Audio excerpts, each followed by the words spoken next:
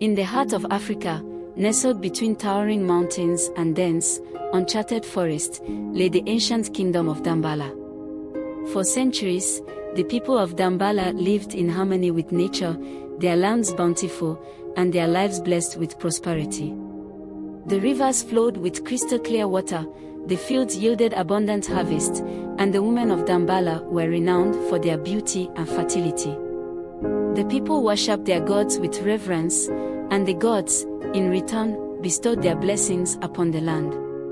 But the serenity of Damballa was shattered one fateful night when the earth trembled, and the sky turned as dark as midnight. A chilling wind swept through the kingdom, carrying with it a curse that would plague the land for generations. The once fertile soil turned barren, the rivers dried up, and the crops withered. The women of Damballa, once celebrated for their ability to bring forth life, were now cursed with barrenness. No children were born in Damballa for over a decade, and the kingdom slowly began to wither away. The people of Damballa were desperate. They sought the counsel of their elders, their priests, and their soothsayers, but no one could offer a solution to break the curse. The gods, it seemed, had abandoned them. The kingdom was on the brink of collapse, and hope was fading fast. But in the darkest hour, a glimmer of hope emerged. The elders of Damballa, in their desperation, sought the wisdom of the ancient texts, long forgotten in the annals of history. Hidden deep within the crumbling pages of a sacred manuscript, they found a prophecy. The prophecy spoke of a young man, pure of heart and brave of soul, who would venture into the heart of the evil forest, a place so feared that even the bravest warriors of Damballa dared not speak its name. Within the depths of the forest, the young man would find the legendary spirit of a woman who had been pregnant for 60 years. The prophecy foretold that only the plea of this ancient spirit could break the curse that had befallen Damballa. But the journey to the evil forest was perilous, and the prophecy offered no guidance on how the young man would find the spirit or persuade her to give up her precious plea.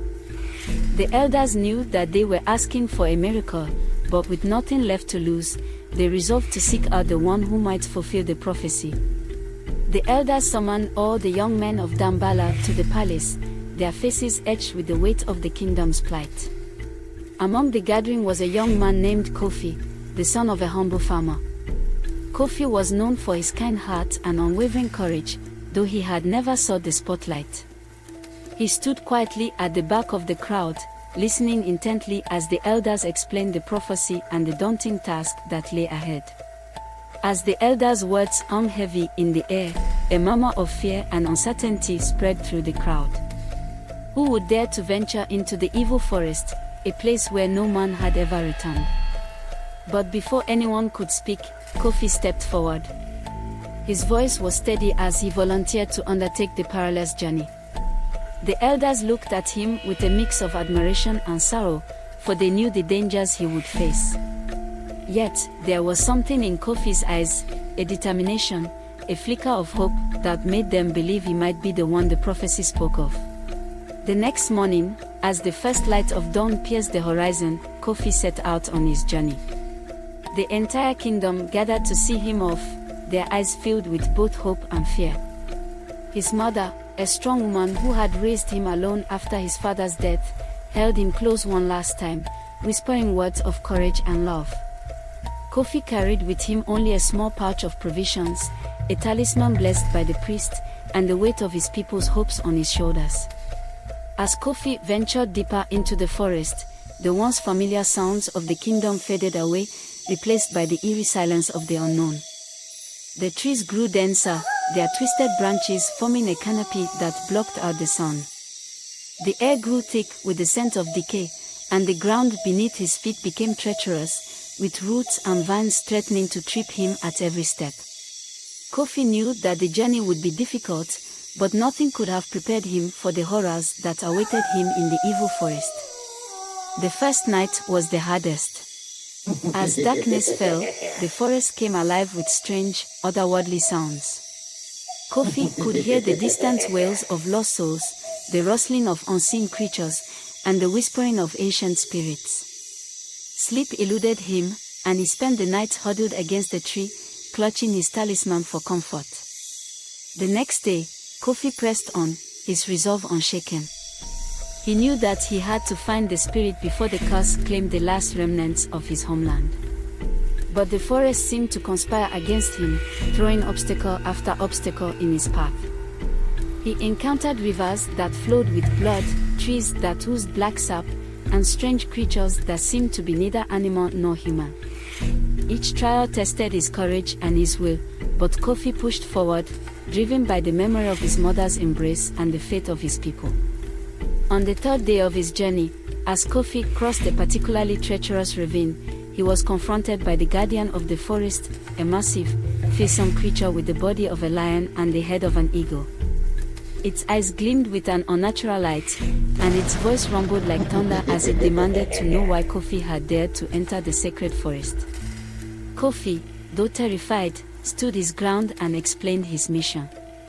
He spoke of the curse that had befallen his land, of the barren women and the famine that threatened to destroy his people. He told the guardian of the prophecy and his quest to find the ancient spirit. The guardian listened in silence, its gaze never leaving Kofi's face. When Kofi finished speaking, the guardian remained silent for a long moment, as if weighing the young man's words. Finally, the guardian spoke. "You are brave, young one," it said, its voice softer now, almost mournful. "But bravery alone will not be enough to complete your quest. The spirit you seek is older than time itself, and she guards her secret jealously. Many have tried to find her, but none have succeeded. If you are truly determined, I will allow you to pass. But know this, once you enter her domain, there will be no turning back." Kofi nodded, his resolve unwavering.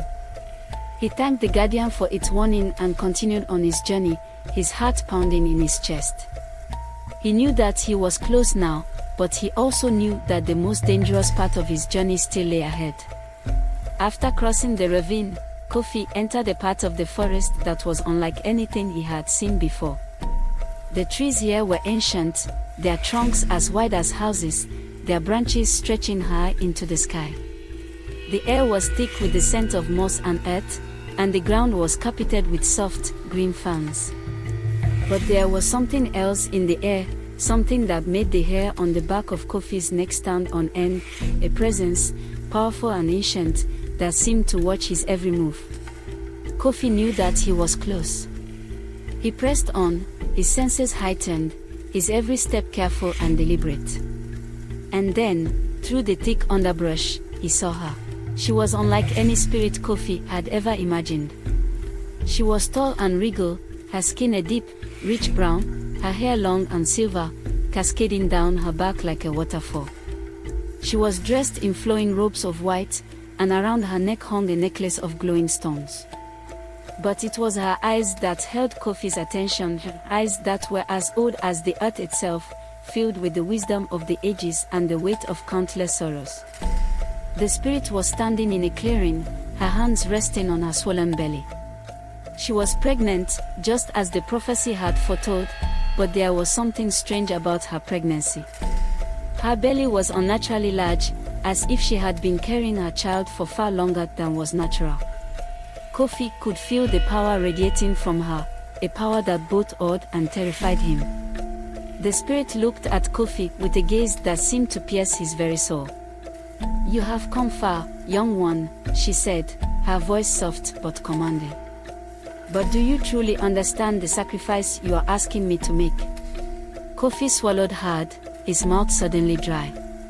He knew that this was the moment of truth, the moment that would determine the fate of his people. He took a deep breath and stepped forward, bowing low before the spirit. "Great Spirit," he began, his voice steady despite the fear that gripped him, "I come before you as a humble servant of my people. Our land is cursed, our women barren, and our fields barren. We are on the brink of extinction. The prophecy says that only your peak can break the curse and save us. I beg of you, please grant me this boon, so that my people may live." The spirit regarded Kofi for a long moment, her expression unreadable. "You speak with sincerity, young one," she said finally. But you do not understand the full cost of what you are asking. I have been pregnant for 60 years, waiting for the day when I would give birth to a new age. The child I carry is not just a child, it is the future, the hope of the world. If I give you what you seek, I will lose that future. Kofi felt a lump form in his throat. He had not known this, had not understood the true nature of the spirit's burden. But he also knew that he could not return to Damballa empty-handed. He could not let his people die. Great Spirit, he said, his voice choked with emotion, I understand now the sacrifice I am asking you to make. But I also know that without your help, my people will perish. I do not ask this lightly, but I beg of you, please, help us. The spirit's gaze softened, and for the first time, Kofi saw a flicker of something in her eyes, compassion, perhaps, or understanding. She placed a hand on her swollen belly and sighed. You are brave, young one, she said softly. Braver than any who have come before you. And because of that, I will grant you what you seek. But know this, the future you have saved will be one of hardship and struggle. Your people will survive, but they will never forget the cost of their survival. With that, the spirit raised her hands, and a soft, golden light began to emanate from her body. The light grew brighter and brighter, until it filled the entire clearing, blinding Kofi with its brilliance. And then, as suddenly as it had appeared, the light faded, leaving behind a small, golden vial filled with the spirit's pee. Kofi picked up the vial with trembling hands, his heart filled with both relief and sorrow. He thanked the spirit, bowing low before her once more, and then turned to leave the clearing. But as he walked away, he heard the spirit's voice one last time, soft and mournful. Remember, young one, she said, the future is never set in stone. You have saved your people today, but the choices you make in the days to come will determine whether that future is one of light or darkness. Kofi's journey back to Damballa was arduous, but his heart was lighter than it had been when he first entered the evil forest. He carried the vial of the spirit's pee close to his chest, knowing that within it lay the hope of his people. As he emerged from the forest, the first rays of the morning sun greeted him, and for the first time in many days, he felt a glimmer of hope. When Kofi finally returned to Damballa, he was greeted as a hero. The people of the kingdom had feared that he would never return, but now, as they saw him walking through the gates of the city, their despair turned to jubilation. His mother, who had waited anxiously for his return, rushed forward to embrace him, tears streaming down her face.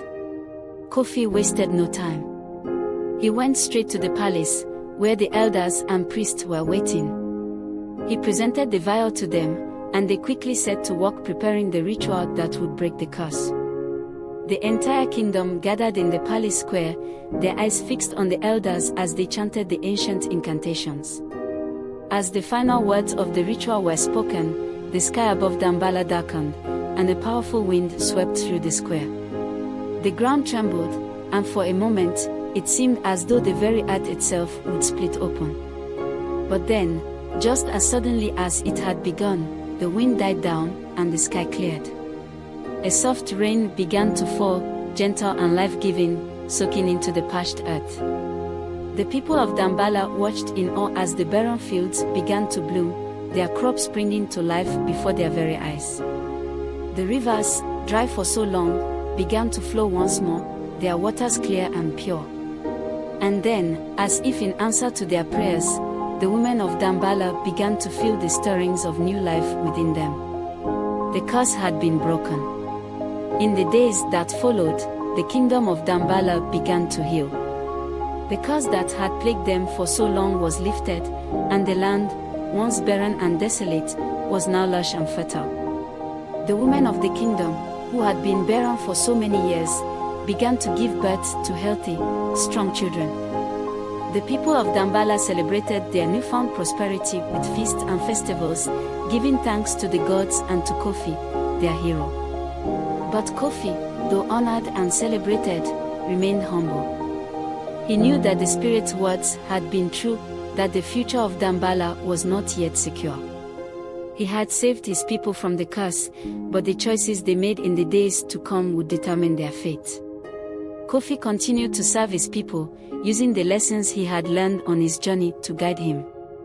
He encouraged the people of Damballa to live in harmony with the land, to respect the balance of nature, and to remember the sacrifices that had been made to ensure their survival. And so, the kingdom of Damballa flourished once more, but the memory of the curse, and the price that had been paid to break it, remained etched in the hearts of the people.